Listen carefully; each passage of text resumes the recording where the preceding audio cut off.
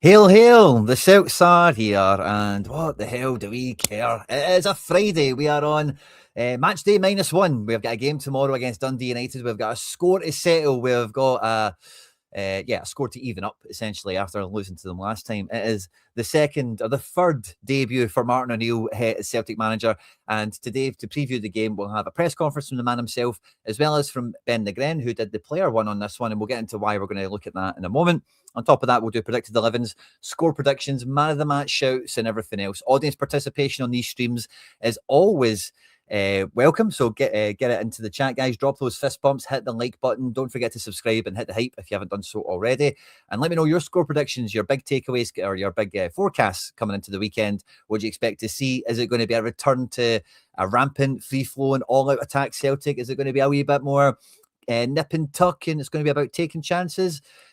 I think at home we're going to have a good one. I think the atmosphere is going to be up. There'll be a bit of a cloud lifted. The clouds are not all gone, but it should be a good one. And I say thanks to you all for tuning in live and loud. And to anyone that's catching us after we've been live, of course, massive fist bumps to yourself. Now, I've got to say, I was wildly shocked, surprised. Don't know what the word is, and maybe wildly is a bit excessive, right? But the press conference today is 7 minutes long. Okay, now sometimes they're a bit long, aren't they? And they go on forever and they don't really say much. Fine, but generally the press conferences that we've had, like 20 minutes the last one, 25 minutes the one before. Where are we? 20 minutes the one before, 18 minutes the one before. And I'm sure if we go through it, it's consistently high teens, early 20s. So I've not seen this at all yet. I've just seen the Kyogo snippet that's been out on social media. So we'll get into that as we get to it. So I'm wondering if this is heavily edited down to 7 minutes or oh, thank you very much, Strange Love. I really appreciate the kind words, mate. It really means a lot to me. Thanks very much. So yeah, I really don't know what to think about this. I've not listened to it yet, but I want to start with Negren. I'm going to start with that one. We had some training footage out earlier this week. You can see it on page inside on Lennox Town Unfiltered. It was 7 minutes long, just as long as the press conference. And this gave us a nice little snippet, a nice little peek behind the curtain into training. But earlier today, we also got a wee kind of training bit of footage out onto social media. And it's not long, it's like 30 seconds. But if we're thinking about the team at the weekend, who could play and who's in the reckoning, who's at training, etc., then this was a nice wee snippet. There's some pictures to go along with it. I'm not going to play the music because it might copyright us, but Schmeichel, Tierney, Jimmy, there's Strachan. I think that was Engels. Might have been Shin or Rio just there. There's Engels, Negren, Ralston, Schmeichel diving about. Oh, big hand there. Could have used that a few games ago. I think, Daisa Maeda, Scaldini looking good, skipping about. Araujo looking good. Shin Yamada, Luke McKeown, all here. And that's us getting back to the beginning of it. I didn't really see too much there. I was kind of, when I seen this earlier on, I'm more looking out for the likes of Balakwisha, who might have just returned. Don't think there's any sign of him. No, that's too important ahead of the weekend. But we've already seen Tuneki back in training on the Lennox Town Unfiltered here, as well as actually a nice kind of glimpse into some shape of play type thing. So I'm interested to hear what Ben Negren's got to say. 15 minutes on Sky Sports. Where is that? Is that on Sky Sports Twitter?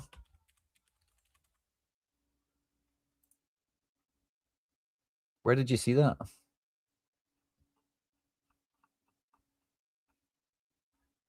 55. This is the only thing I didn't even see. I just seen the post.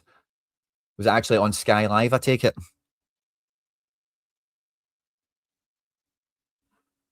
Oh yeah, not a single nan. We had a few wee warm-uppy bits, I think, didn't we? I don't think we had anything quite like that, but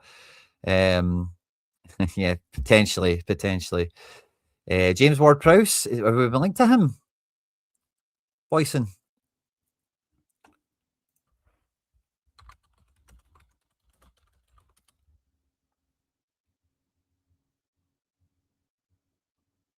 $25. That's last year.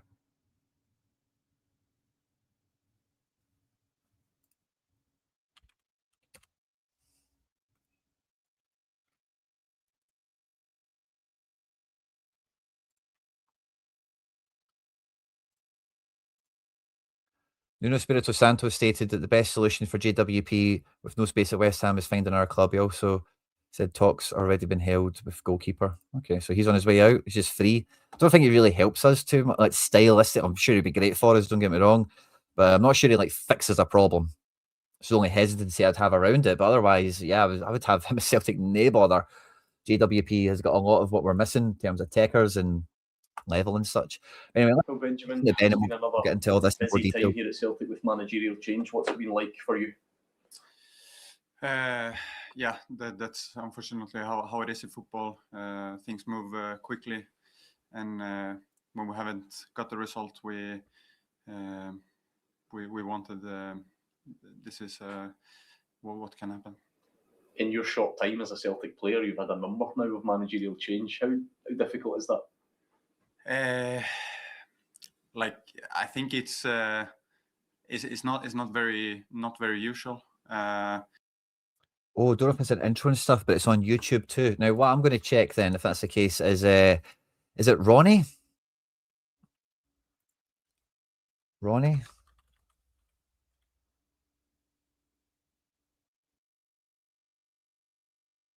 Ronnie 67, is it? Celtic fan content. Yeah, I think this is him. 1 minute, Paul. Yeah, it's not this one. If you've got a link for it, can you please send it? I'd love a full press conference if we've got it. But I think from my own perspective, I've had many coaches in my career. So for me personally, it hasn't been that weird, because I've had many managers in my career. So yeah. What is it about Martin and his way and his staff's way of working, do you think, that seems to suit this group of players in terms of getting results? No, but obviously Martin has been here before and knows the club so well, and knows the standards here, and is a massive legend in the club. Has good relationship with the fans, with the club, so he knows how it is to be here, and what everyone demands of the club. When it comes to Martin coming back in, do you think the players will be able to quickly revert back to his style of play? Because obviously the previous manager had tried to change things.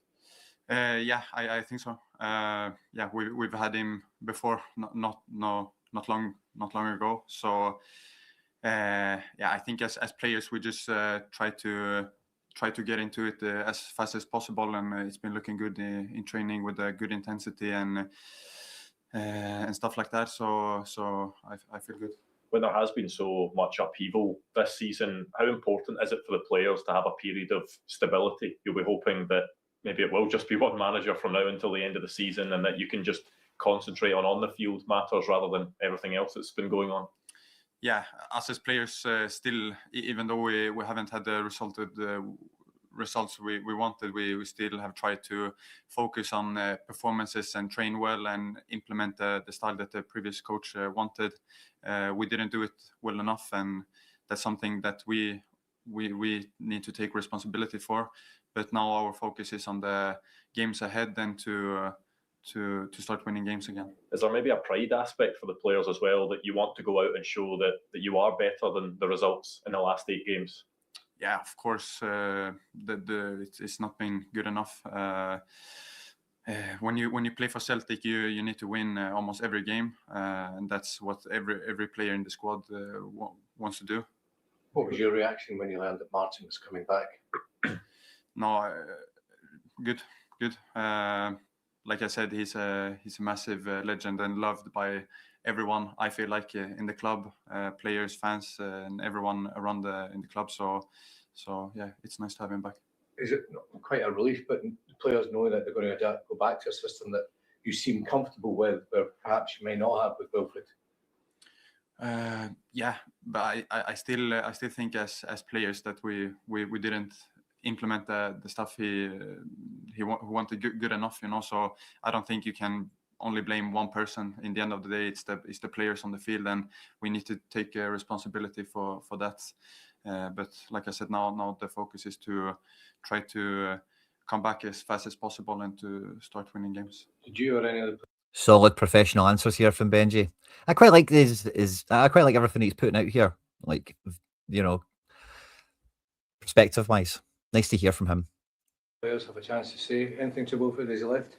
No. Yeah. It was difficult last week, despite. Has he said anything to you since he left? People maybe blaming the What? manager and other things, but you see the pictures of you leaving Celtic Park as players, and it was quite a lot of shouting as well. Is that kind of hard to take as a player when obviously things that kind of spiraled out of control a bit? Of course, that's not what we want. We wanted to win the game so bad, and yeah, we did very good in first half, and then we didn't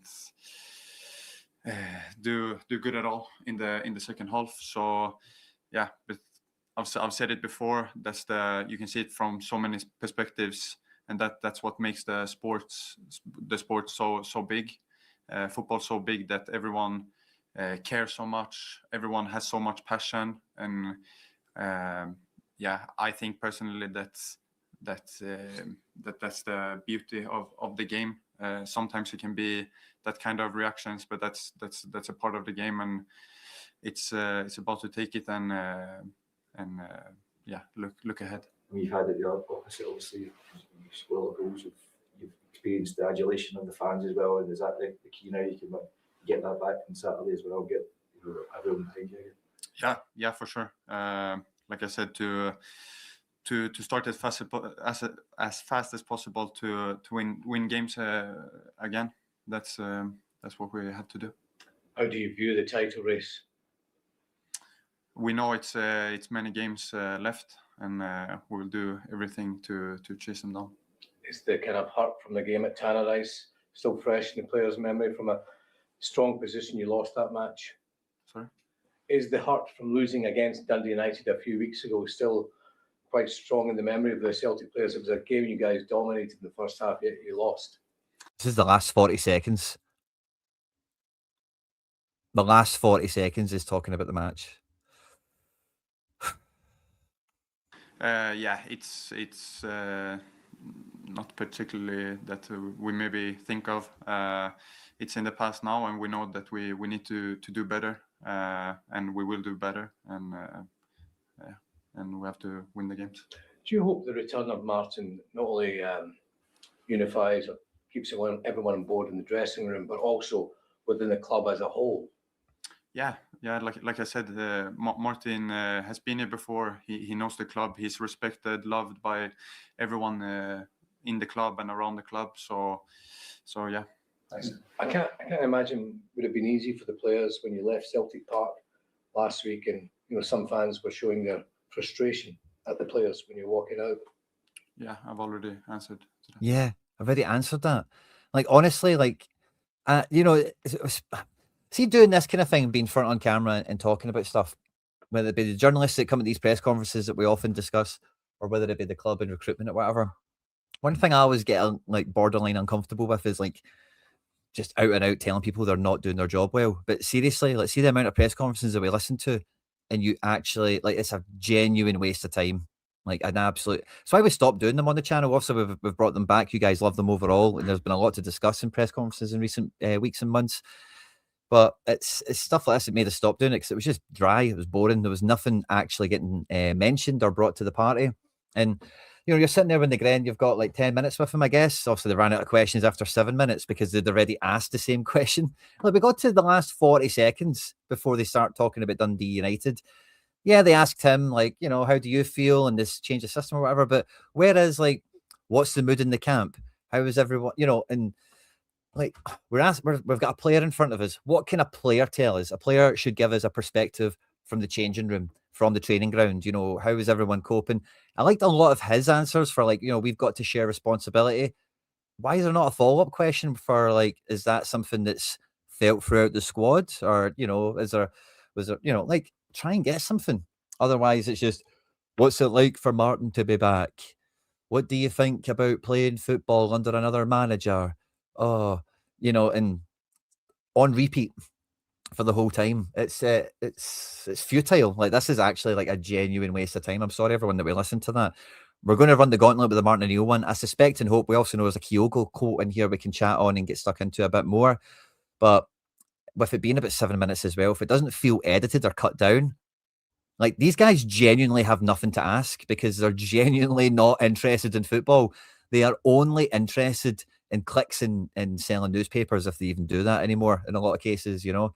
And like, honestly, like, we could go through YouTube and I could find you a bunch of pre-game press conferences, and yeah, you're always going to get those tabloid questions, you know, the drama, the soap opera of it all. But man, we need to, who's fit, who's in the squad. We haven't even got to Martin O'Neill yet, so that's maybe not a thing for the Negren one. But like, tell me you hate your job or you don't like your job without telling me. You're at Lennoxtown. I get a buzz. See, every time I'm invited to anything, I am buzzing. I can't really do much else in the day. If I know, I'm going to be at Celtic Park at 4 o'clock, I need to be at Lennoxtown for 12. I'm buzzing, I'm itching, I'm nervous as well. Like, this is going to be cool. What's going to happen? Who am I going to see? What will I, what will I ask? I'm in the room. Somebody else asked something similar. What else have I got? These guys don't give a crap, man. And they don't need to give a crap about Celtic, right? Their journalists are there to report. But they have no agenda to report. They only have an agenda to harvest the predetermined headline they've already written. You know, everyone's happy, Martin's back. Martin's happy, Martin's back. You know, there's no other. Nancy didn't phone Negren. Maybe that's something that they'll bring it out, you know, but like, it's just, and I see, guys, for any of you who have been here for a while, this maybe reminds you why we stopped doing these for a bit. But anyway, we'll continue on. We've got Martin O'Neill. He's back, Bean. What have you found? Well, I suppose I know the players a little bit better than I did a few weeks ago, which is better news because unless or fewer surprises anyway in that sense. But it's nice to see them again, although I don't think they were expecting it. It was obviously a short time ago. Does it? See, the thing with O'Neill is, he just slips in those little truths. You know, we had the Maeda thing last time, and even with him saying that, they didn't expect it. I think, like, you know, I was surprised Nancy got bagged. I'm not alone in that. I've heard other Celtic fan media, share their shocking amazement that Celtic put the big boy pants on and paid the money and got the man out. So it's kind of interesting that Martin lets that.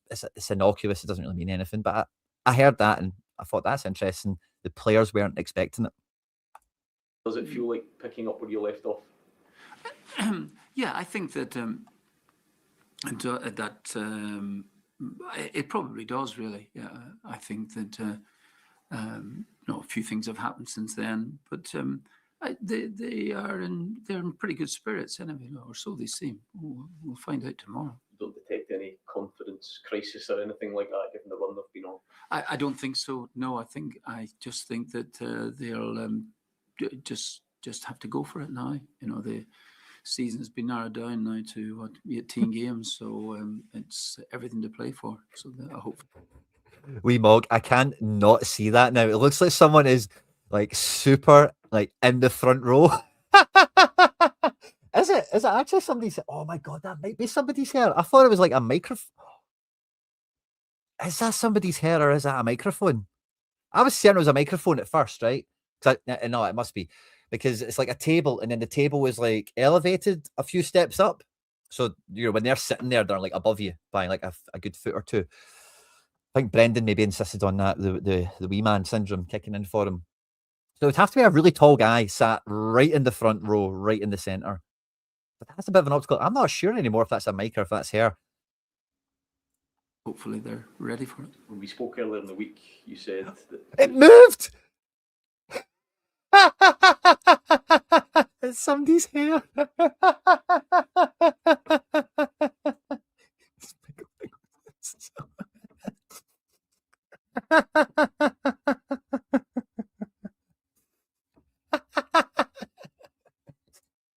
that Sean Maloney was taking a look at transfers and so on. How likely is it that Kyogo makes a return in this window?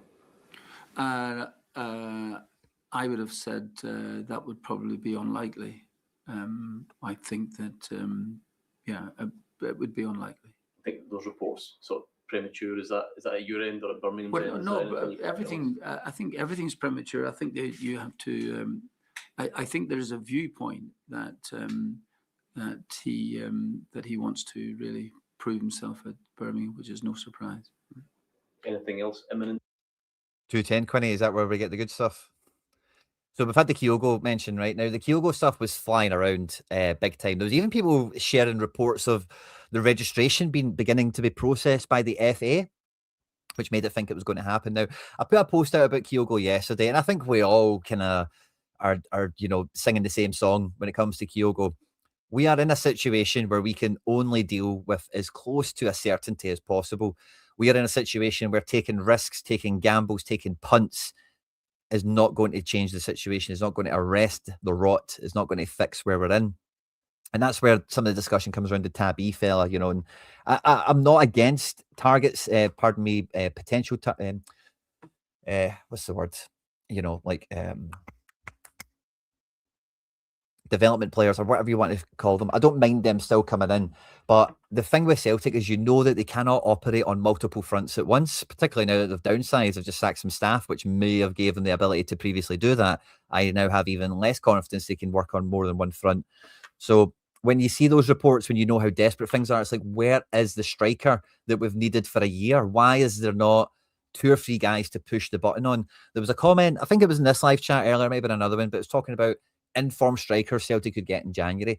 And yeah, that is probably the thing that I don't, people saying January's a hard month. Yeah, January's a hard month for guys that are scoring goals and like key to people winning matches.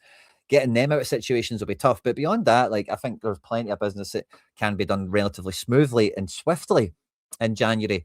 And I don't see it as an excuse for business not getting done, quite frankly. Now, we've highlighted some key players on the channel a number of times, many a forward down the years. We've also did some latest ones where we're up to date talking about the current situation. And yet, come January, there's slim pickings. But Celtic should have been in discussion, in negotiations for over a year. Kyogo told us he was going to leave before the January window. I think it was like the August or the October. So there is just less than no excuse. Paul Tisdale or not, Nancy or not, Sackins, Brendans and Martins and everything else doesn't change the fact. Like if they sacked the head of security, I'm sure there'd still be bouncers showing up for the match day. There's still, the business is still a machine. It still works. It's not as if one guy didn't turn up to work or we sacked a guy and everything falls down like a pack of cards. Or a house of cards.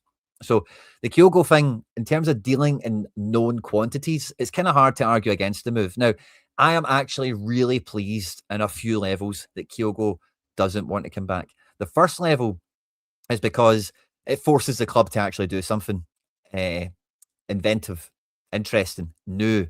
They actually need to solve the problem. They can't just open the phone book up again and go, who will we phone today? Who will we try and sign this window? Can't do that. It's not available. It's not on. The second reason is it kind of confirms to me kind of what I thought in the first place about Kyogo when he left, is that he couldn't wait to get out.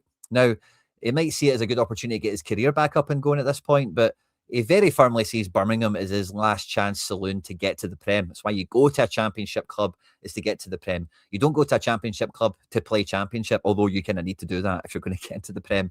But so it kind of confirms everything I've thought about the guy anyway, in terms of his career trajectory, his career management, where he sees himself, where he wants to go, and all the rest of it. And I would have been surprised if he was running back up to Glasgow at this point, because he's also him and Jota went through a lot since leaving Celtic. And with Jota, I just don't think it was on the cards for working out. But the quotes that we got from Chris Davies, former Celtic assistant manager, now Birmingham City head coach, was that he wants Kyogo to break through. He really wants it to work. So, I don't find it too surprising. I'm overall happy. It's not like I'm buzzing and like, oh, great news, we're not signing Kyogo. But it's like, maybe I'm like 52% happy, 48% worried, because without someone like Kyogo coming in, like, we are not signing anyone that is like definitively a known quantity. Definitively, will translate to the league and definitively will make us better. So we're still in this kind of, somebody said Jared Bowen, you must be having a laugh. West Ham captain, England international, probably on the thick end of 100 grand a week. He's gone, isn't he? I'm with you, Kev. I'm with you. On the transfer front? Not doing plenty of work on it, seriously. And I know that's a big generalisation. We are doing. Let's just skip back a sec. Not at Birmingham, which is no surprise. Anything else imminent on the transfer front? Not doing plenty of work on it, seriously. And I know that's a big generalization. We are doing that there, and hopefully try and get a few players in. But yeah, there's a lot of work going on at the moment. Well, I think that we're well aware that we have to supplement the squad. Wilfred obviously came in and tried to implement his style, which was very different from what you and Sean and Mark have been doing previously. Does it feel like there's a big shift now to get back to where you were? You know what? How would he know? He's not been here. I genuinely don't think so. I think that that when I came in a few weeks ago now, there wasn't, I didn't want to really make big changes. One, because I think first of all, it'd been going pretty well for the last number of years anyway. And secondly, yes, of course, you'll tweak a couple of little things that you as a manager might feel are beneficial, might not eventually be. But there wasn't a great deal to want to change. And so if we go back to what I thought, worked okay, all right, everyone to their own, absolutely everyone to their own, then I thought maybe that's it. But I think now having, what was it, 7 or 8 games experience with the side, I think I have an idea of what might suit them, might not be right.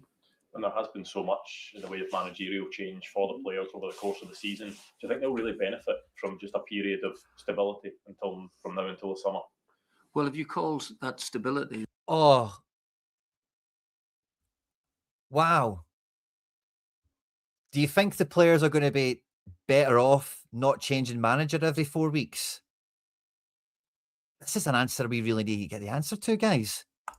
That's really, really good. Yeah.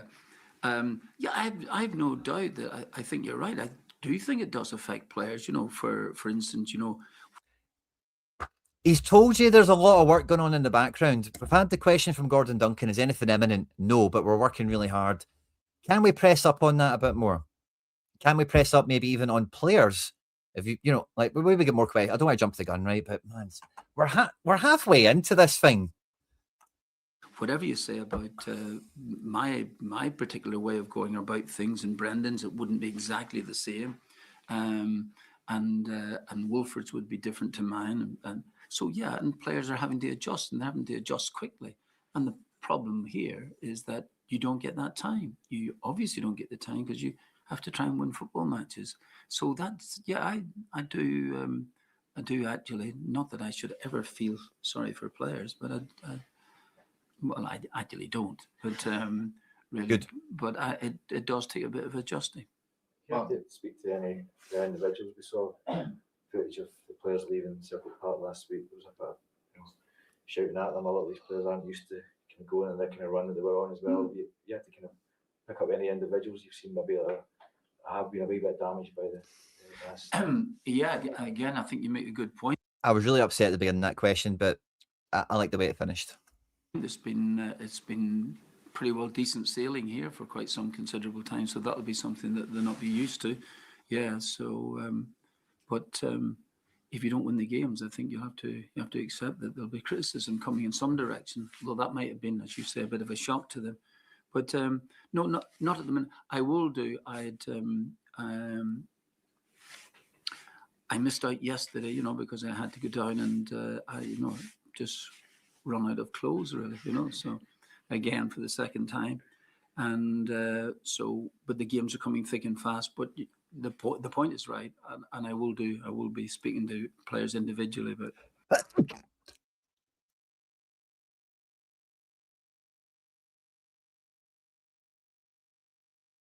bless me. We comment here from Paul. Paul's on fire in the chat, by the way. Some great lines coming out from you today, mate. Celtic aren't buying anyone for 6.5. I would agree that we won't spend 6.5 million on anyone in the league. Some of you guys are saying that Hibs want 6.5 for Bibby. Mulligan's certainly somebody I wouldn't mind that kind of cash going on. But yeah, domestically, no chance. But out with Scotland, Like I've kind of said, Paul, the club cannot end the window with a net positive spend. They've got 20 million in there that should be burning a big, juicy hole in their pocket. Like, we need to spend this because that is the number one thing, the number one stick that everyone is going to beat them against. There's no point having 70 million quid in the bank and you don't win the league. There's no point making 20 million pound this season and not winning the league, So, like, how Celtic are not in damage control to the sense of reputation repair with the fans, putting out the olive branch to the, it's just mind blowing at this point.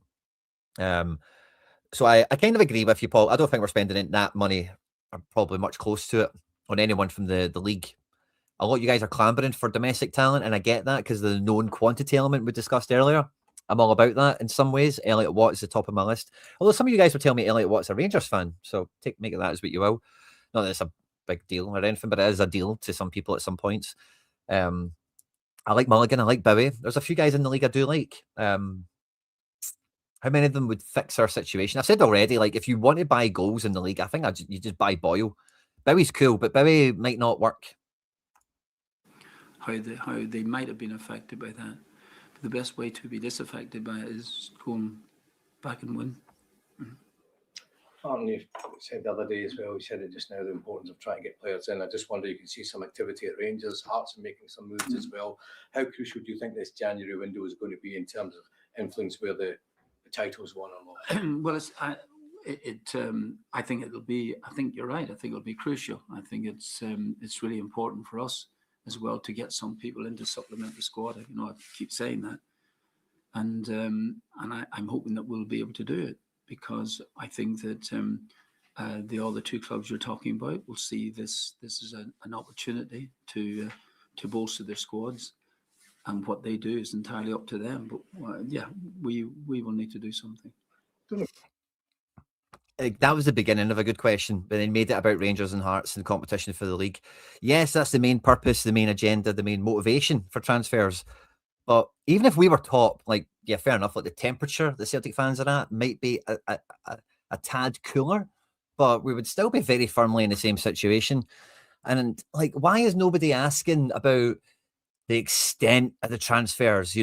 How committed is the club? You probably won't tell his number. You also don't feed them that easy answer, but could Celtic break their transfer record in January? Could we see 3 or 4 players coming in? You said you wanted a lot. Now you've been here a few days. How many do you think is realistic? But Rangers and Hearts are buying. How important is that to you? I don't know if you're aware. I think it was chat a couple of weeks ago, Martin, that now on the Boyle thing, I'm not saying he's like a Celtic striker and he's going to fix all of our problems, but see if you're talking about buy somebody in the league to fit into the team that would get us going. Martin Boyle presses like a maniac. Martin Boyle breaks into space like nobody's business. He's gave us a right run for our money over the years, and Rangers for that matter. You could take Boyle to any ground in the league and put that Celtic team behind him. And I would be confident if you brought Boyle in January, he could get to 15 for Celtic, never mind how many he's collected for Hibs already. He's not a long-term solution. He's not really who I'd want to sign. But if we're looking at somebody within the league, we're not signing Shankland before anyone says that. And Boyle suits us way more than Shankland would in terms of physicality. A few years ago, it would have been Simon Murray, exactly, man. Exactly. Callum Wilson is going around. And Callum Wilson, I like Callum Wilson. Callum Wilson is a really good player. He's been very unlucky in his career with injuries and some transfers that didn't quite materialise the way he would have wanted. He's on a pay-as-you-play deal at West Ham, which has just been ripped up essentially. He's free to move. That doesn't fix our problems. That doesn't change our predicament in any way. He's never played in the league. He might be half injured. How much money are you going to pay him?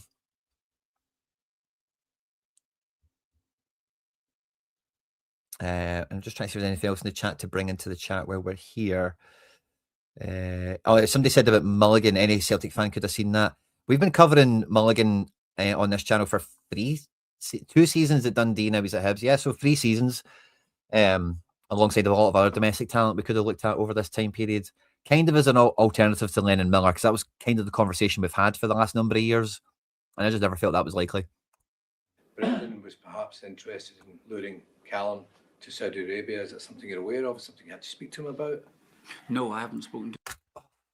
Honestly, man, a rumour from Saudi Arabia 3 weeks ago.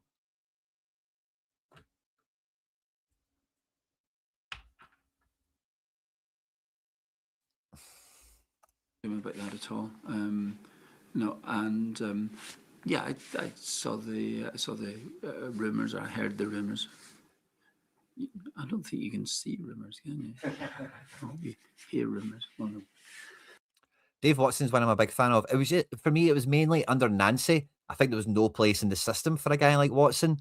This situation now would be different again, but again, for where we're at right now, we'll look at the team that we've got for the weekend. I don't really know where you fit a guy like that in right now.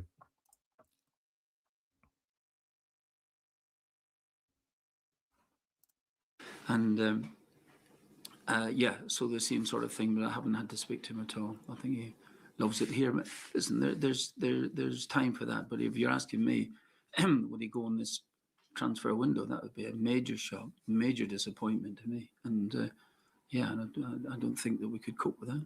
Yeah, that just kind of hammers home his importance both for you and the club. Isn't Of course, yeah, he's crucial. Yeah. Well, that really highlights the importance of Callum McGregor. Like,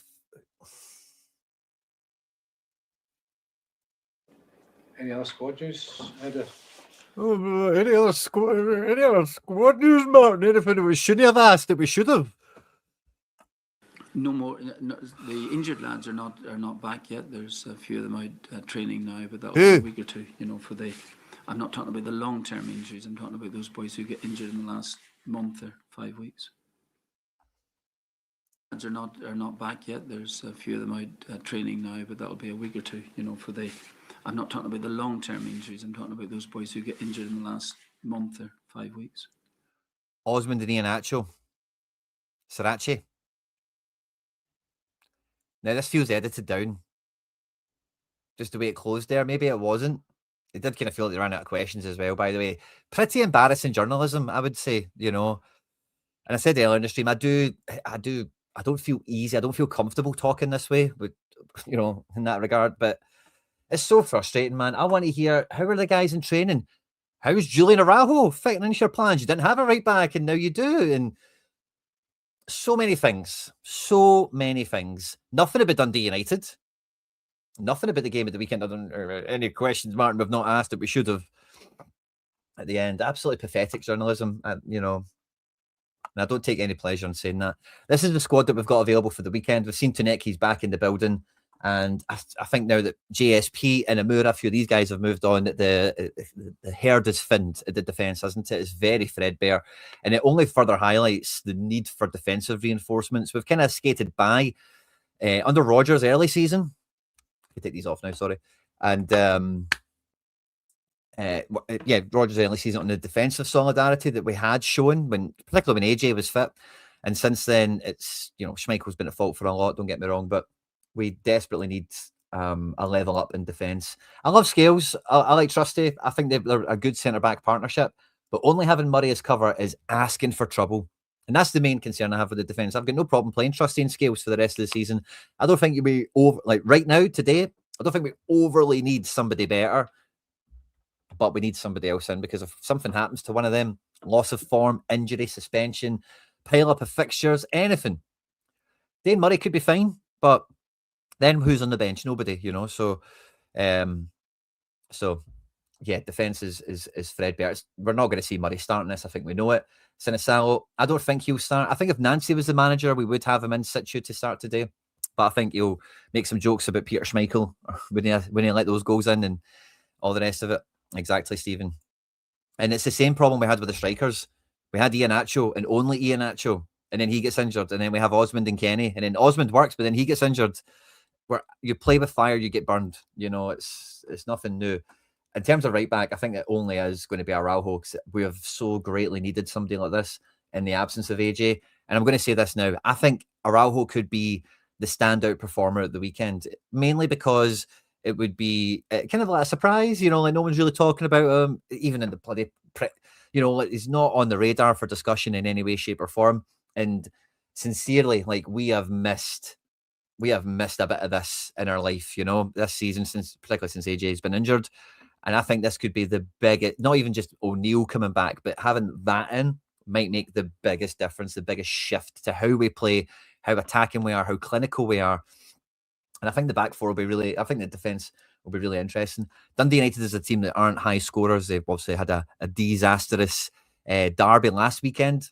So I think this kind of plays into our hands quite nicely. Now, we've seen some training footage earlier in the week, right? And when we've seen the training footage earlier in the week, the double pivot or the engine room or the midfield or whatever was Hatate and McGregor. Now, I found that really surprising because Engels looked great under Martin O'Neill. And I would find it very surprising for him not to play Engels and McGregor in the engine room once more. Hatate was a bit higher up the pitch under Martin O'Neill, as you might recall, and Negren was on for super subbing. So I found that really interesting and really quite telling. Negren did the press conference today. Negren was also in that training video behind Daisen Maeda. Daisen Maeda was up front with Negren in and behind him. And on the left-hand side, we had Yang and we had McKeown. I really don't know what's going to happen between Engels and Hatate.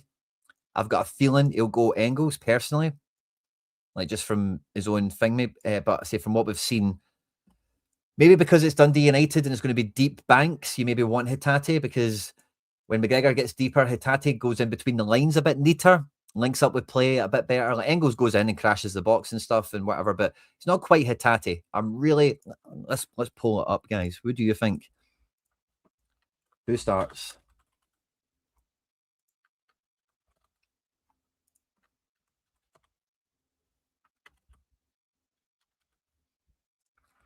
Who starts? Who do you think? That's the only question mark I've really got, to be honest with you. There is some chat out there that you play Maeda out wide left, you bring Yang over to the right, maybe then you're bringing Kenny back into the team or something. I don't really think that's the way it's going to go. I think this is what he's going to do. Not decided on this position, but otherwise I think this is the way we'll go. And if we look at the supplementary players or who we've not got playing, Shin, Kenny, I think it's going to be Kenny from the bench. Taneke, one of you guys mentioned that here, got rave reviews at AFCON. I think it was Arsenal or some one of the Premier League teams were watching, or the fans were watching one of their players in the game, and they were all saying we should go and sign this Taneke guy. So I would love to see him come back with a renewed vigour, a renewed confidence, a point to prove, seeing the heights that Yang has hit. Now, fair enough, he's not been here the whole time. Yang has, to see him step out from the shadows, but he'll certainly see the performance he's been making since Taneke's been away to AFCON. And I actually think Taneke off the bench could be very effective, more effective than he has been in the past, which would be nice. Maybe we're looking at this being the effective bench for the game in terms of the ones that make a material change to the match in the forms of James Forrest, Paulo Bernardo, Sebastian Taneke, and Johnny Kenny. With then the remainder of what's likely to be the bench, you keep the spot open for yellow cards and injuries and stuff. And one of these will be Engels. Yeah, I suppose one of these will be Engels and or Hatate, so we can probably just take Bernardo out of the equation with whoever it might be. I think, yeah, I'm going to go with what I've seen on the shape thing. Have you seen the Tab E clips? Yeah, I watched them. Sign him. I've got no problem signing him. I've got no problem paying £2 million for him either. Like, no problem, but why? You know what I mean? Why? Why now? Why first? Why everything?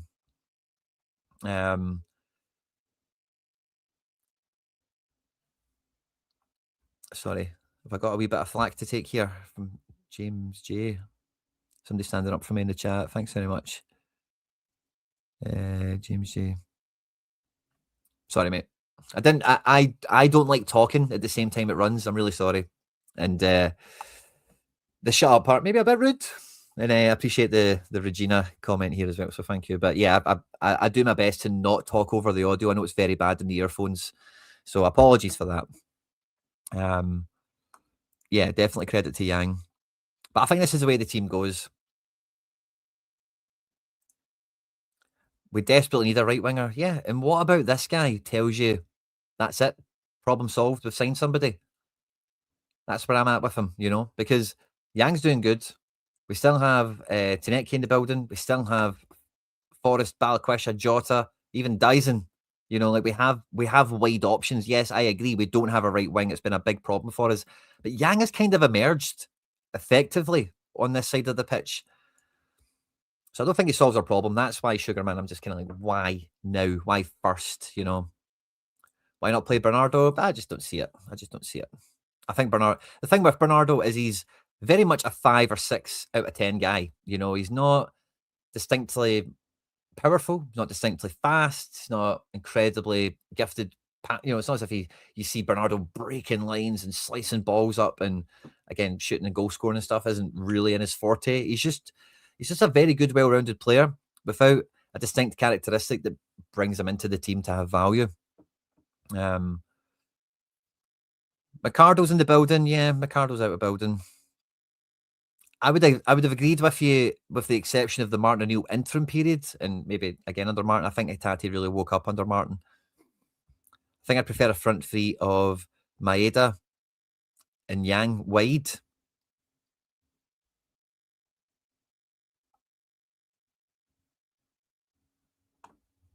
I'm not saying ignore it. I'm not saying. I think I'm just trying to encapsulate the frustration around the transfer more than I've got no problem signing them. I've got no problem paying the money. I've got no problem with any of it. But it's I'm kind of highlighting the frustration around it, I suppose, that I have and many others do. You see Palmer? Nah, maybe Nancy would have gave him. I don't see Martin O'Neill giving him a chance. I don't see it. Personally. So this is how I see us lining up, and then this will be Dundee United, how they look to line up. This is their predicted 11 coming into it. So 3-4-3, or as we know with them very often, off the ball, it's going to turn into like a 5 at the back. Now, the boy Ferry and Stevenson are very engaging. Very interesting to see how they tweak things ever so slightly. Fata, Sapsford, Waters, very press happy. Good to fall back into shape and whatnot as well. And the thing with Jim Goodwin is he very much is a game of two halves manager. And typically against Celtic and many other teams that out-muscle Dundee United, it's kill the first half. It's get to half-time at 0-0. Maybe try and squeak something in for yourself, but don't lose the game first half. Get to half-time with the game still in the balance. And I think great points, by the way, coming in with the Araujo with McKeown. McKeown's found some form, and on this wing, coming in with his right foot is really conducive to the overlap. So I really do feel very good about how, if it is McKeown, maybe it's Yang, maybe it's maybe something else happens, but Sapsford, very handy player. I've only seen him play against Celtic, and I can't really recall him too much. So I think this is the way it's. I think the right hand side is going to be great, to be honest with you, especially the boy Ferry, because the Ferry's a set piece taker, throw-ins and free kicks and all the rest of it. So particularly in transition, if he finds himself higher up the pitch, that there's going to be space to bomb into.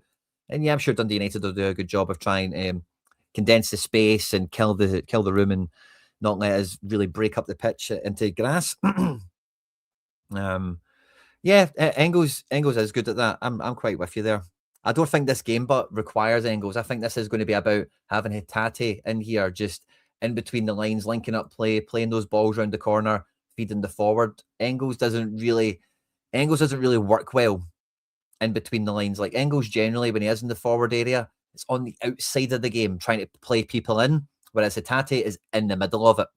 And I think that might be the tactical decision that comes with it based on the training footage that we got earlier this week. Thoughts on looking at Bundesliga 2? I'm all about it. Bundesliga 2 is very high level. Very high level. I'd be very up for it. The problem with Bundesliga 2 is a lot of the guys that do excel are around peak years in their career. They're maybe aged between 27 and 31. The young talents, there's some amazing ones. Brighton spent a lot of money on a Greek lad last summer. Not the one just gone, but the one before, and then loaned them back. This summer, a boy Maza went for big money to Leverkusen to replace Florian Wirtz, who went to Liverpool. He's doing very, very well, and he's actually starting for Algeria in AFCON. So Bundesliga 2 is a hotbed of talent. It's a very competitive and very good league. So I would be very open to any targets, and I've featured a lot of them in the channel here, talking about wingers that can play balls. Kylian Corridor was one of the ones that was a good shout. And, we're not going to mention Wanizek or anything like that. I think he's a bit too old, but there's definitely talent there. And if we're not scouting, particularly with Fotheringham, Lambert's a Celtic, we should have German connections, you would think. And I think if this is the way Dundee United are going to play and they're going to go for it, and particularly for us, Tierney, again, probably the most... and Tierney's had down moments, but I think Tierney's highs have been very, very good, and certainly one of our better players overall this season. He's not without fault, don't get it twisted, but I think this could be good. We've smashed Jim Goodwin Dundee United a few times. This could be one of those days. The stadium maybe in better mood, the squad definitely in better mood, and just more square pegs and square holes could just work out quite nicely. The boy Richards has been quite a decent keeper for them, but he isn't infallible. You can get past him. I think set pieces is the main worry, just with the strength and the height and the physicality of Dundee United.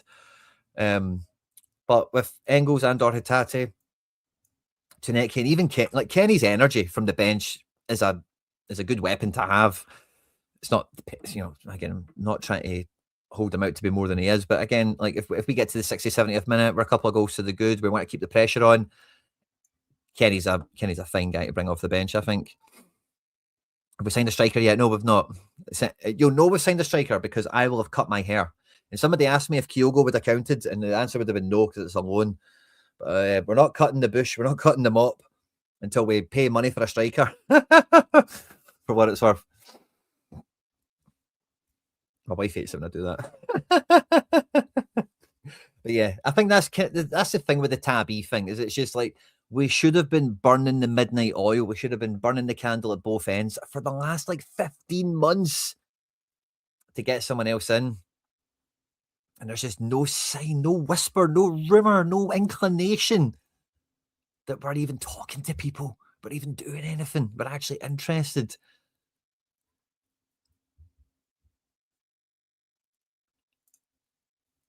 Andy Robertson talk. I'm the only one that I think talks about Andy Robertson at Celtic, and it's mainly just wishful thinking. Ernest, so feel free to educate me. Is that like a whisper rumour that you're chatting about, or are you talking about on the channel? Sorry.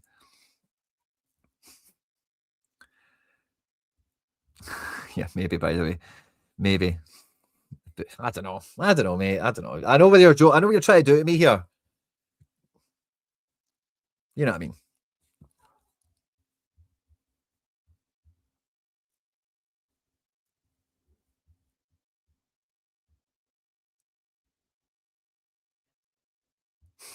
Yeah.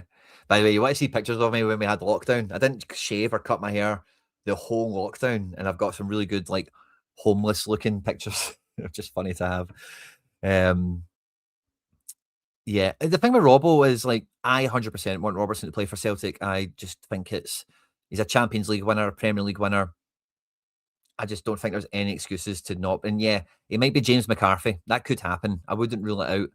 But I just honestly, if Celtic, John McGinn, Andy Robertson, I don't know if there's anyone else in that, Van Dijk, like, we 100% should have the door open to these guys constantly. It's something that we don't do, and we've not really had the opportunity to do it down the years, granted, but you see this with players all the time that go start somewhere, have a big flourishing career, and then they go back to where it all began for a swan song. Now, normally that is a hometown club, and for Van Dijk and McGinn, that's exactly what it would be. Pardon me, Robertson and McGinn. With Van Dijk, maybe not quite the case, but with Van Dijk, it could, you know, like, even if it was Van Dijk's last season, like Kolo Toure style, you know. I don't mind veterans. I quite like veterans coming into the club if appropriate. Marvin Comper, no. You know, Kolo Toure, aye. Aaron Moy, aye. You know, I like that kind of thing. Carlton Cole, no. Dreadlocks. By the way, that is a great shout, Stephen. If McGregor did go, I think McGinn is going to do the 10 years at Villa. I don't know how far away he is from that. I know it's kind of on the cards, but I think McGinn will do a testimonial at Villa and then come up the road. It's kind of my just hunch on it. Tiber from Hibs, somebody's been shouting that in the chat all day. Freddie Ljungberg, I know, another waste. That Chaiwa's looked really good against us. He is a bit on the nose, you know, big strapping centre back, just smashes into people and does stuff. I've not looked into him in any great detail, but we were scouting midfielders in Scotland and comparing them to Nico Segur yesterday. Feel free to check that out. And he appeared nowhere. If anything, we maybe want to look at Brad Spencer at Falkirk if you're not going to look at Devlin or what. Armando Ronan, I've seen your chat as well. Thanks. I'll put it back up here. I'll look into him. It's a new name on me, so I can't really talk on him. Marlon Ritter. It feels like a Bundesliga 2 guy, Boyson. But yeah, I think if this is the team and this is the way we kind of get the match going, I could see this being like a 4-0 Celtic. That's kind of where I'm at.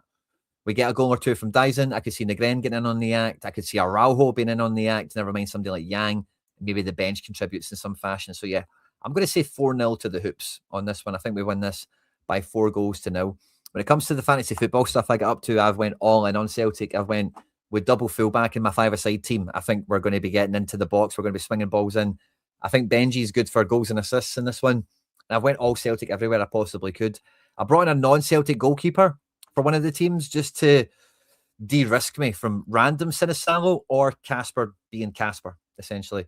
I think the other teams are all kind of throwaway-ish ones. Yeah, just all subs and covering my bets in case people start and other people don't and whatever. So all guns blazing for Celtic on this one for me.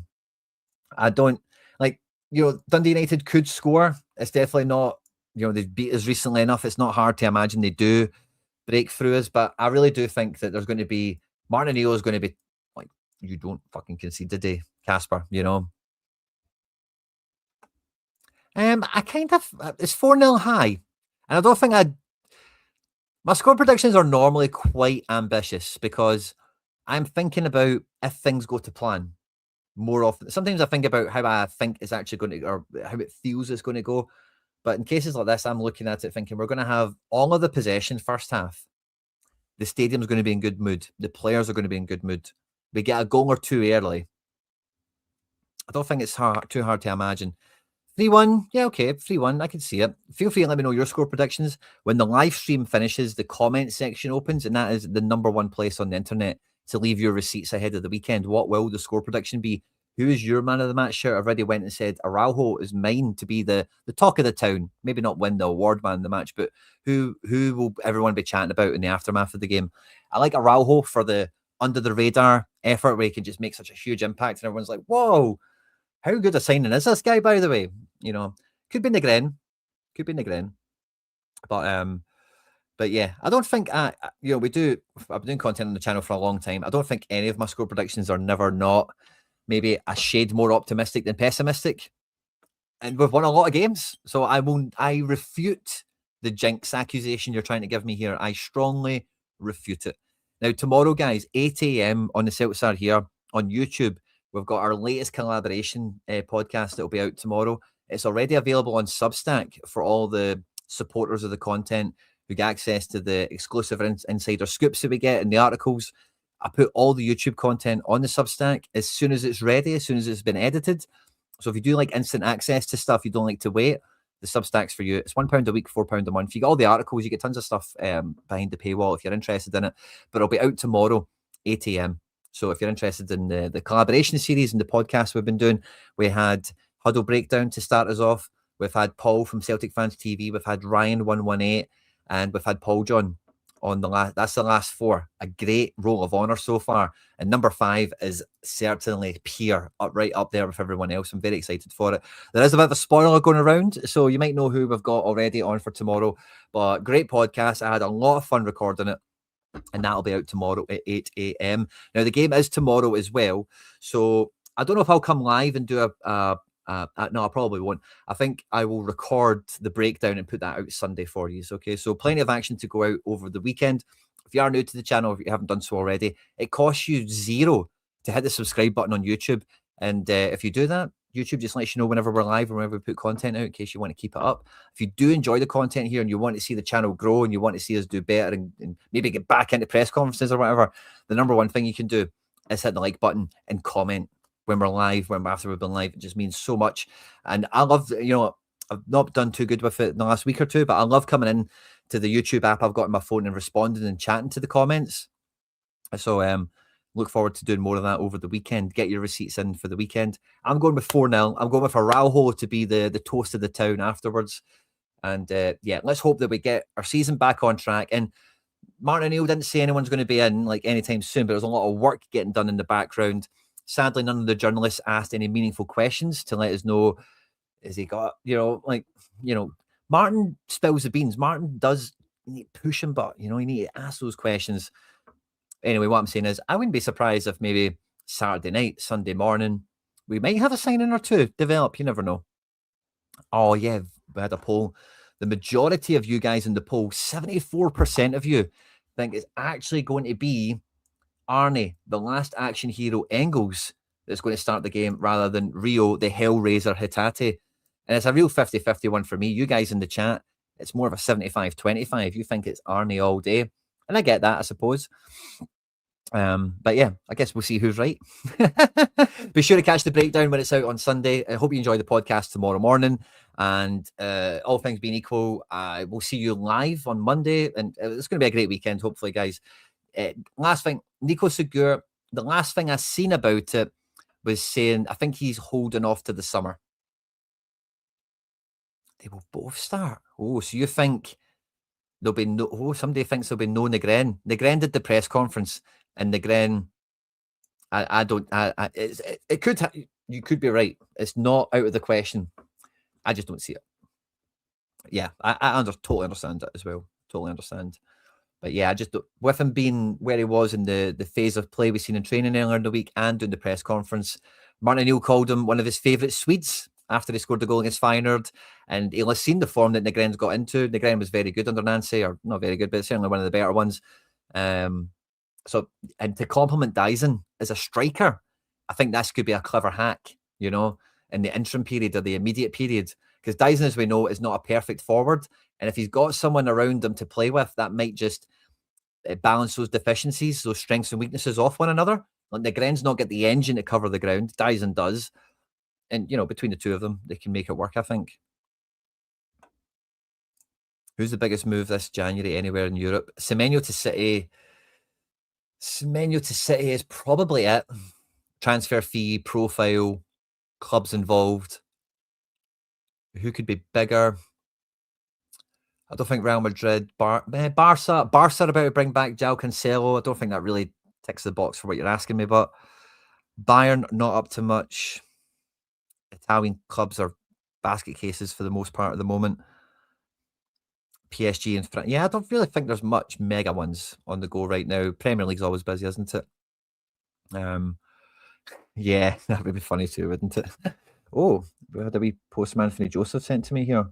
Oh, is that old news? Is that the Kyogo stuff? Yeah, it is. Oh, no, it's not. Jocelyn Tabby.